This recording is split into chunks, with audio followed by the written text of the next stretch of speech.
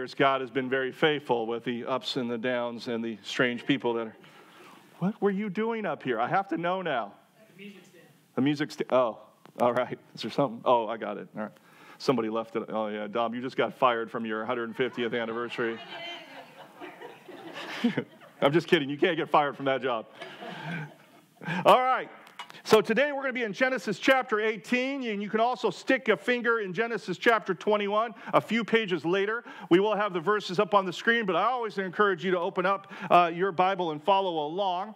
We're continuing our series called The Difficult Journey of Faith, which is a look at the life of Abraham and what his life teaches us about what it looks like to live with faith and to live without faith, so that we may be people who live with and by faith, because as we read in Hebrews 11, without faith it is impossible to please who? Impossible to please God. Now today we're going to talk about a topic I have never talked about in all my 20 years of being a pastor. We're going to talk about laughter. We're going to talk about laughter. We're going to talk about this universal human behavior that transcends culture and time and land, something we all have in common: the ability to laugh. Now, one study showed that the average adult laughs in one form or another 17 times a day. So for those of you who laughed at my space joke, you got 16 more times to go today. 15. That means if this is correct, that in your life you will laugh 500,000 times. And positive laughing has so many emotional and physical and relational benefits. It is good to laugh. So remember, the next time I make a bad joke and you do not laugh, you are only hurting yourself. 14 times. But notice I said positive laughing, because there are negative forms of laughter.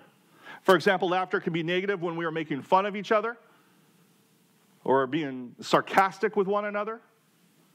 But that's not the kind of negative laughing I want to focus on today. I want to talk about the kind of laughing we do that reveals the pain and the insecurities and the doubt that we have inside of us.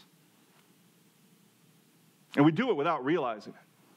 Have you ever thought about how our laughter and our chuckles, they're covering up deep pains and hurts inside of us? The jokes that we make about ourselves, that they say so much more about our hurt than we realize.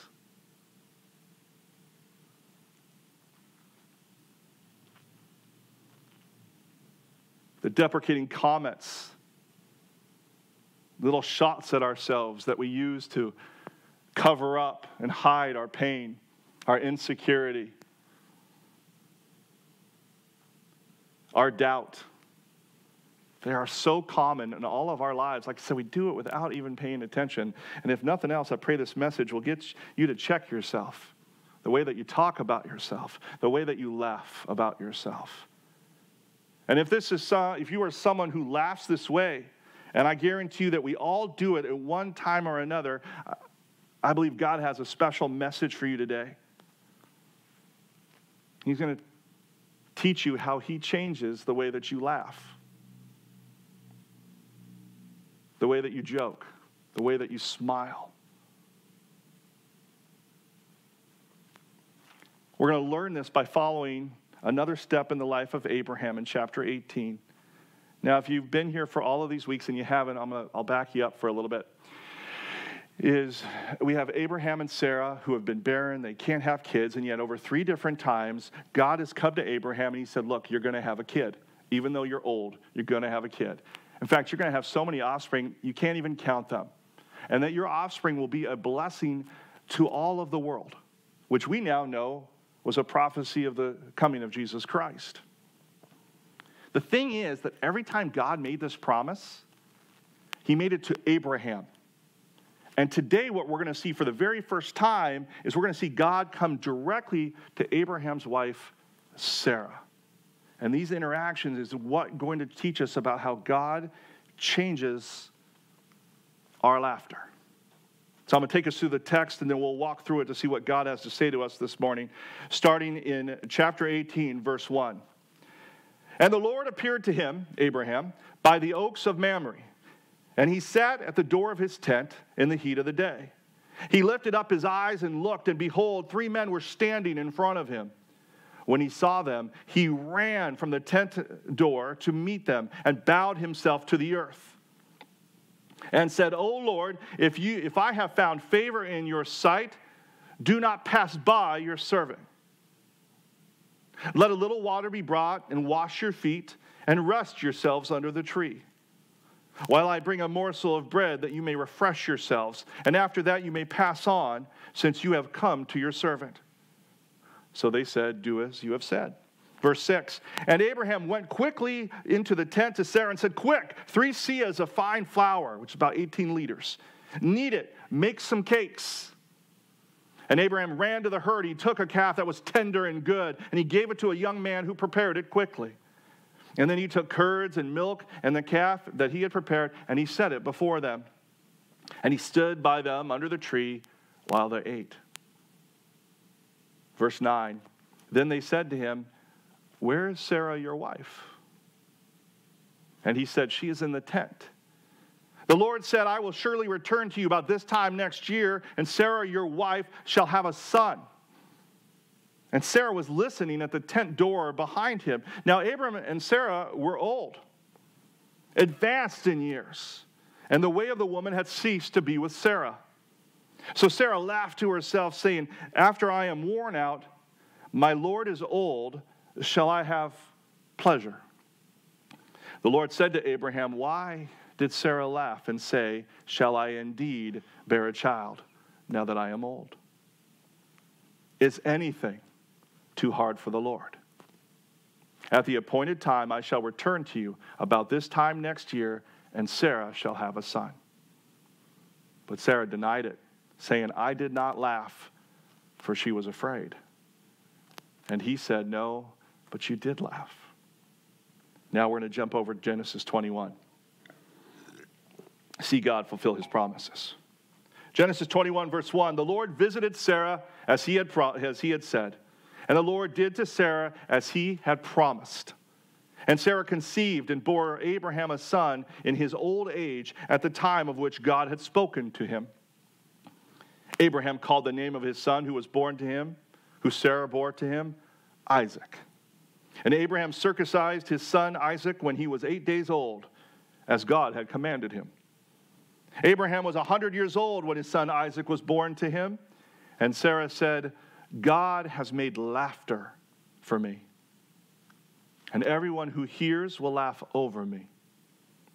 And she said, who would have said to Abraham that Sarah would nurse children? Yet I have borne him a son in his old age. This is the word of the Lord. So let's start off by figuring out and asking the question, who are these 3 visitors that just show up out of nowhere? Well, next week, as we get into the back half of Genesis 18, we'll see that 2 of them were angels. And the third is none other than the pre-incarnate Jesus Christ. We talked about this in Colossians 1. We talked about this in John 1, that Jesus Christ did not just suddenly show up in a manger as a baby. He has been around since before the beginning of time. Colossians chapter 1, verse 15, speaking of Jesus. It says, he is the image of the invisible God, the firstborn of all creation. For by him all things were created, in heaven and on earth, visible and invisible, whether thrones or dominions or rulers or authorities, all things were created through him and for him. King Jesus has been around, involved in the affairs of all of creation before the beginning of time. I'd love to spend more time studying on this, but we don't have the time for it today. But in this instance, as he comes, he's here to deliver a message. He says this time next year, Sarah is going to give birth to a child. That's his message. Now let's look at how Sarah replies to this. Genesis 18:12, it says, Sarah laughed to herself, saying, after I am worn out and my Lord is old, shall I have pleasure? Now this is a very cynical laugh, if you read the Hebrew. The term worn out, it's a word that means useless, that means good for nothing. It's a very negative word. It's a very self-hating word. And the word for pleasure is not what you might think either. The normal reader reads this and thinks like, after I'm this old, well, I now have the pleasure of having a child. That's not what the word means. The Hebrew word here is a word that means sexual pleasure. She's saying, look, I'm utterly worn out. We're not even physically intimate anymore. And now I'm going to have a son? This is a joke to her because of how poorly and impossible she views her situation. And like I said earlier at the beginning, we all do this. Sometimes we chuckle, sometimes we laugh, sometimes we make a joke as a response to how we view ourselves and view the things going on. We do it almost as like a coping mechanism to deal with the feelings of inadequacy or our low self-esteem. As we feel those pains rise up in us, we can make a joke and chuckle, and so it pushes it away. It allows us not to have to experience and feel that deep pain.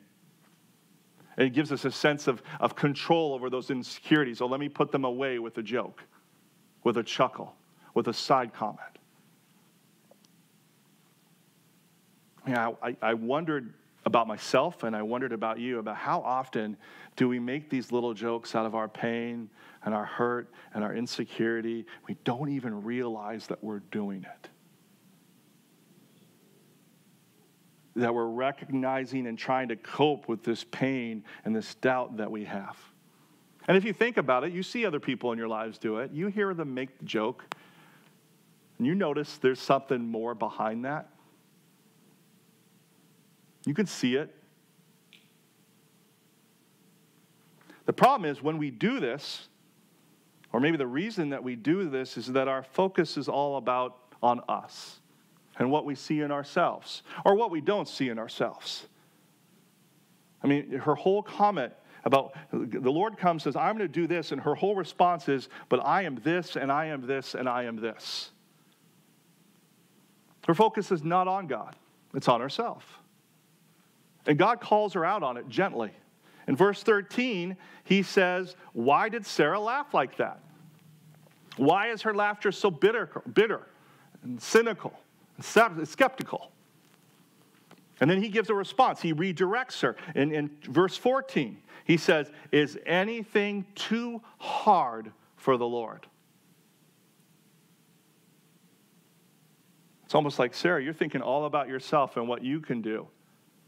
God's not even a part of your equation. Is anything too hard for the Lord? Now, I want you once again to pick up something that the English does not pick up very well. The Hebrew word for hard is literally the word wonder. The word wonder, to wonder. It's a word that you see over and over again in the Psalms, like Psalms 105, 1 through 2. It says, oh, give thanks to the Lord, call upon his name, make his deeds known among the peoples, sing to him, sing praises to him, tell of his wondrous works. In other words, this is how he's going to change Sarah's perspective. This is ultimately how he's going to change the way that she laughs. He's going to bring wonder into her life. And let me tell you what I'm talking about here, because we don't use the word wonder a lot unless we're talking about Wonder Woman, right, in our comic books. Wonder can be defined as a feeling of surprise, mingled with admiration caused by something beautiful, unexpected, unfamiliar, and inexplicable. Okay, what does wonder look like? I think wonder looks like a child. Have you ever looked at how young children live their lives? Not how they behave, but how they live their lives. They love life. And they're usually always having a good time. They're excited about the littlest things. They're never walking around like Ella, my 2-year-old. She doesn't walk around going, life stinks. I have no meaning, right? Why? Because their lives are filled with wonder, right? They are impressed by the things that we take for granted. You see, the more wonder that you have in your life, the more your life is meaningful. The more your life has hope and has joy. Like, it takes nothing for a kid to get filled with wonder. I remember the first time that we took, Ella, I think it was to the zoo. And she goes, whoa. And she goes, what is this? Like, and you know how adorable she is. And she was like, it was like the greatest place in the world. And then I think we took her to Bubbling Springs over here, which is literally some sand and a small pond. And she, like, once again was like, whoa, what is this?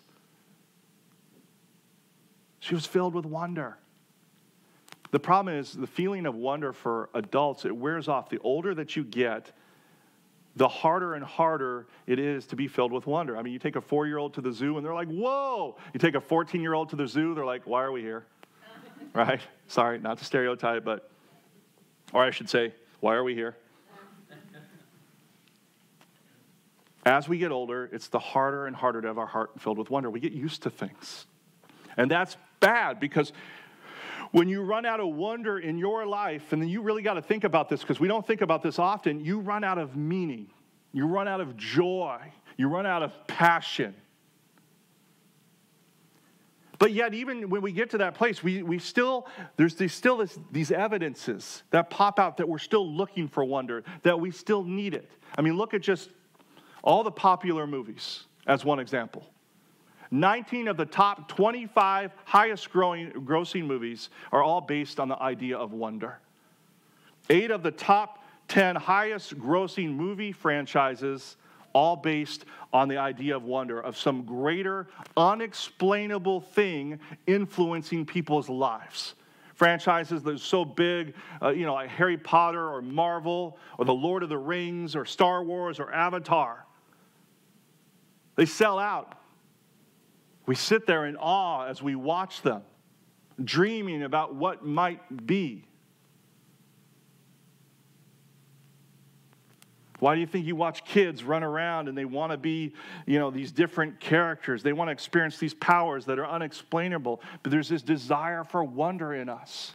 That even as adults, as Tim Keller would say, despite all our intellect and all our reasoning, our hearts know that this world is not all that there is. And that there are mysterious, incredible, unexplainable powers that are out there that can come into our impossible situations. Why do you think people are looking to the stars to get their horoscope? Or any of those things they go into? Because there's something in our hearts that wants something bigger to be in awe of. But they are all cheap substitutes for the wonder that God brings. Look at this. In verse 21, chapter 21, verse 6, Sarah says, God has made laughter for me, and everyone who hears will laugh over me. Now, what does that mean, made laughter for me? It's not like she's never laughed before. What she's saying is, I have a laughter now that I never had before. It's not a bitter, cynical, skeptical laughter. It's a laughter that's filled with just wonder and awe. Why? Because God has done something beautiful and unexpected and inexplicable. You see, without wonder, there's the cynical and skeptical and bitter laughing and joking that tries to get rid of despondency. Or there's the nervous laughing that tries to hide the anxiety. But with wonder, it's a laughter that says, God has overcome my impossible situation with his power. And she's amazed at it. She's in awe of it. It's so improbable, she just has to laugh. We all want that kind of joy. Whether we realize it or not, we want to feel that kind of joy. The question is, how do we get that joy? How do we experience it like Sarah does?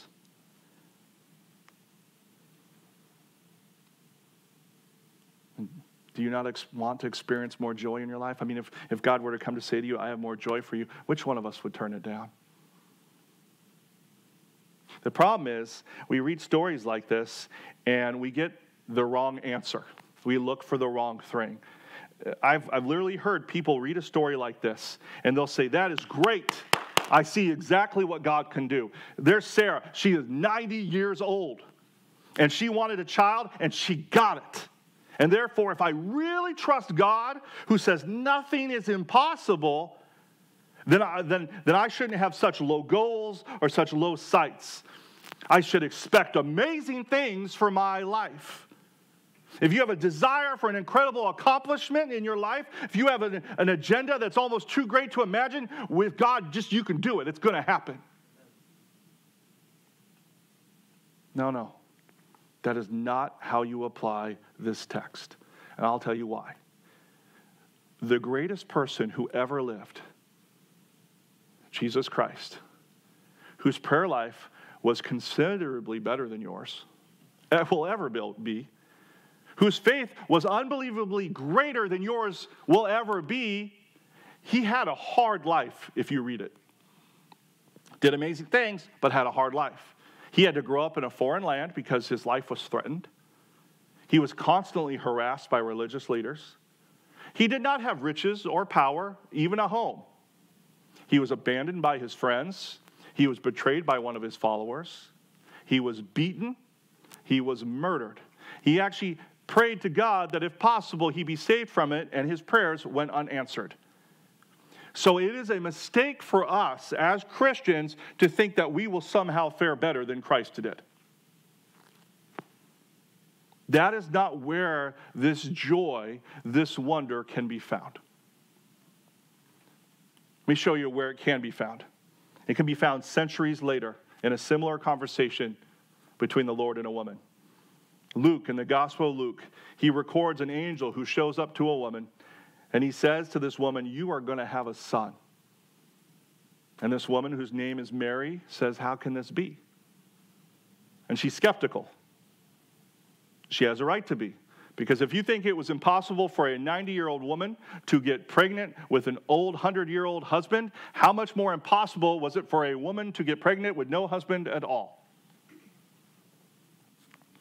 How does the angel reply?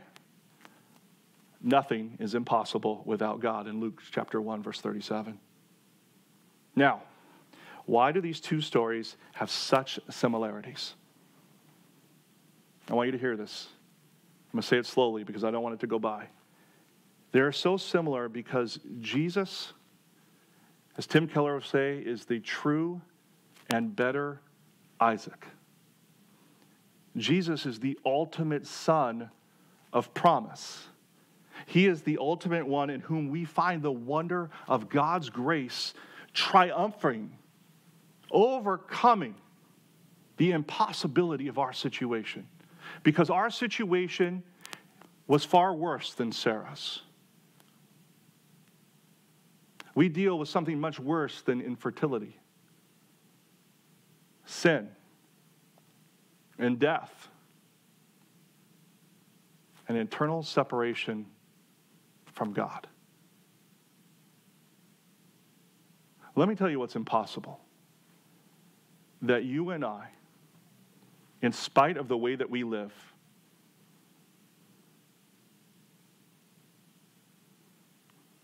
as people who acted in such a way that it would be considered treason against God, living in ways where we would live ways where God did not exist, ignoring that he was there, ignoring his authority, that we would be adopted into the family of God through faith. That you and I would be filled with the Holy Spirit. That you and I should live forever, welcomed into God's home.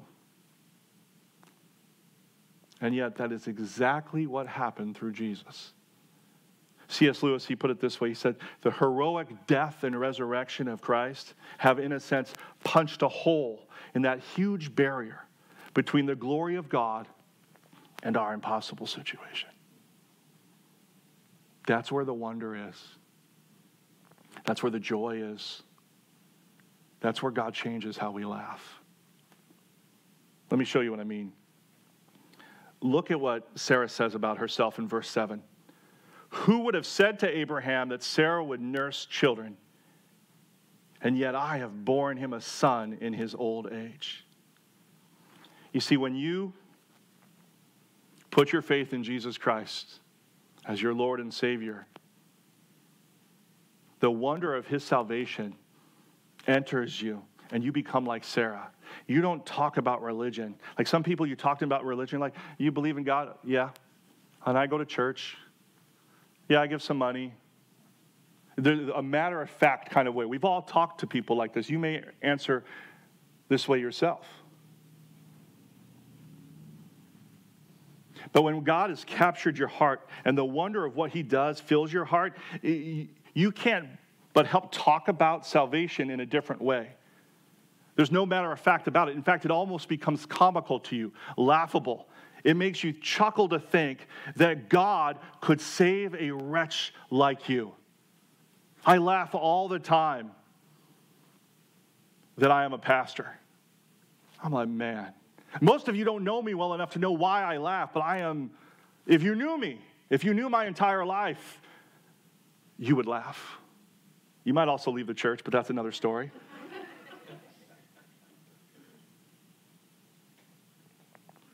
I just chuckle, oh my God, I can't believe you would have me do this.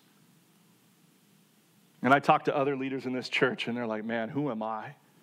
They just have to sit back and chuckle that God would save a wretches like us. This is the kind of wonder that Jesus brings into your life. And notice I said Jesus brings.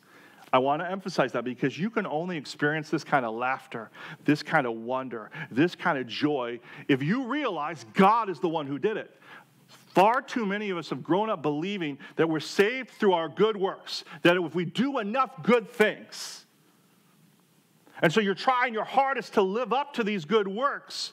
But here's the problem is, when you do that, and that is your goal, the memories of all of your failures are a never-ending source of pain for you. A never-ending source of guilt and condemnation. You can never get ahead of them. They always are right with you. And the only way for you to even get a modicum of comfort is just to repress them, to try to forget about them.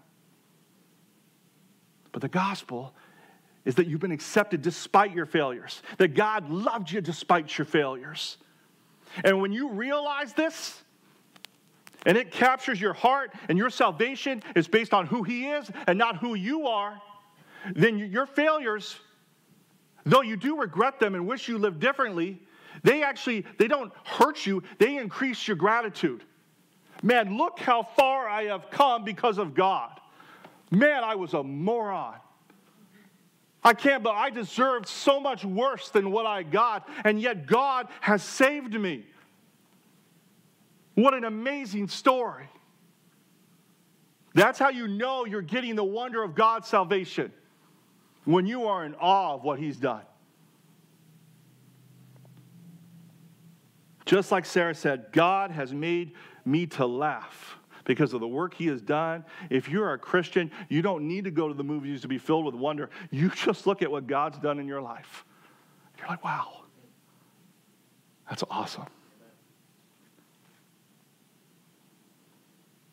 You know, and then what it leads you to, man, if he could do this with where I was, and I see all the sin and the brokenness in me now, I can only imagine what he can do next with me.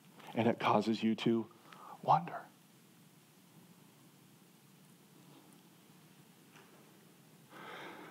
Now maybe you sit here today, and some of you are like, yeah, I was a wretch, but now I'm saved. This is amazing grace. Now maybe some of you sit here and you don't have this joy. You struggle to make this connection. I want to show you something. As I said earlier, God has come to Abraham on 3 occasions in 20-something years. But on this 4th visit, he's not coming for Abraham. Like I said, he's coming for Sarah. Now, why would he come for Sarah? And this is a good question, because if you think about it, there is literally no new information that Sarah is getting. She knows all about God. She knows all about the promises. She knows all about the time frame. She knows all of this. God is not saying anything to her, one thing to her that's brand new, that she does not already know through her husband Abraham. So why is he going through the trouble of appearing? Well, this is why I think. It is not enough to know God through somebody else. I mean, think about it. Everything that she knows about God that we can read in Genesis, it's been through Abraham. And that's not good enough to have a real connection with God. You have to have your own encounter. You have to have your own conversation. You have to have your own experience. You can't do it through somebody else. There's this English minister, his name was John Stott, and he once talked about how he came to Christ, and he said, I was someone who grew up in the church. I read my Bible every day, went to church every Sunday. I prayed every day. And he said, it wasn't until I was 17 years old that I was listening to a minister preach, and he struck me so I went up to talk to him. And the minister gave me a verse. He gave me Revelation 3:20. Which you know is part of the letters in Revelation to the church of Laodicea. It says, behold, I stand at the door and knock. If anyone hears my voice and opens the door, I will come into him and eat with him and he with me. And Stott said this verse was exactly what I needed to hear. For I had believed in Jesus my entire life. I'd been around Jesus my entire life. But I realized that day that Jesus was on the outside. He was on the wrong side of the door. I said my prayers every day, but it was like I said them through a keyhole that he could hear on the other side, hoping that he heard it. But that night, February 13th, 1938, he says, when others were in bed and the lights were out, I crept out of my bed, I knelt, and as simply as I knew how, I opened the door. Like Sarah, Stott knew about God, knew about his promises, but he realized that he had never had a personal encounter with God. God was somebody who was distant to him, somebody who was over there. He never had made God central to his life. He never invited him in to his life like Abraham invited these three men into his tent. And so Stott opened the door. It's not enough for you to know God through somebody else. Like you may have somebody in your life, they brought you here. They want you to read your Bible. They want you to come to church. And they're way more passionate than you. And if someone says, hey, do you believe in God? You're like, yeah, I believe in God. I go to church. You know, I'm not as passionate as so-and-so. I'm not into it as so-and-so. But yeah, I believe. Is it possible that this other person, maybe your friend, maybe your spouse, has actually met God and you haven't? That they have had a personal encounter with God and you haven't. Or maybe you're like the church in Laodicea who Revelation 3:20 was written to, and Jesus was once a close part of your life, but now he's back out the outside and you're talking to him through a keyhole.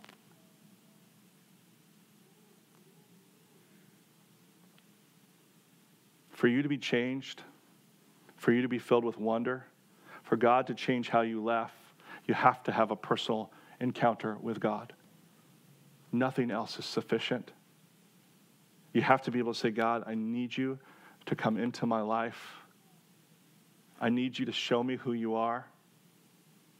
I want you to be central to everything in my life. You're not something I do on Sundays. You're not something I do when I stop and pray because I need something. You're not something I do when I just open up my Bible so I can check off my Bible in a year program. I need you to be my everything.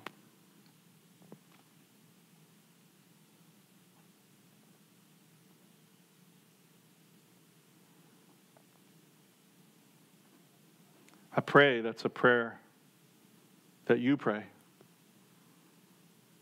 If you are not filled with wonder, with joy, if your laugh is not a laugh at what God has done in your life, And I would say one other thing. When you're praying a prayer like this, sometimes we expect, and you start seeking God like this, we expect God to move in certain ways. We watch how God has communicated with other people or moved in other people, and we're like, if we don't match that, then obviously we're not there. We're not in God's will. We're not in his plan. But if you look at how God came to Abraham and how God came to Sarah, he came very differently. Very differently in 12 and 15 and 17 and now in 18, very, very differently. God comes to people in different ways. He does not have a cookie-cutter approach. Sometimes he comes to someone and there is a big moment and their life just changes overnight. And then there are other times where he comes to someone and the change is gradual. There are times where someone realizes the sin, the depth of their depravity, and it brings them to their knees to come to the Lord, to submit to him by faith. And eventually, and after that, they feel God's love and his mercy and his grace. And yet there are others who you get reaffirmed of God's love and mercy and grace, like I was, and then they become convicted of their sin and how they followed short. Don't worry about other people's relationship with God. Don't worry about what you see them do, because God comes to us all in different ways. He doesn't put you in a box, so don't do the same to him. My simple desire is that you start checking. The best way to do it is say, check your chuckle. Start listening for the way that you laugh. Start listening for the way that others laugh. What are they revealing? What are your jokes about yourself revealing? And then go to God and say, Lord, I need you to be central in my life, either for the first time or again. I need to have an encounter with you. I need to see the way and the wonder of how you work in my life so that I may be in awe of you. And then you keep praying, and you keep asking, and you keep watching, and you keep waiting, and you keep inviting him like Abraham invited these three men. And whether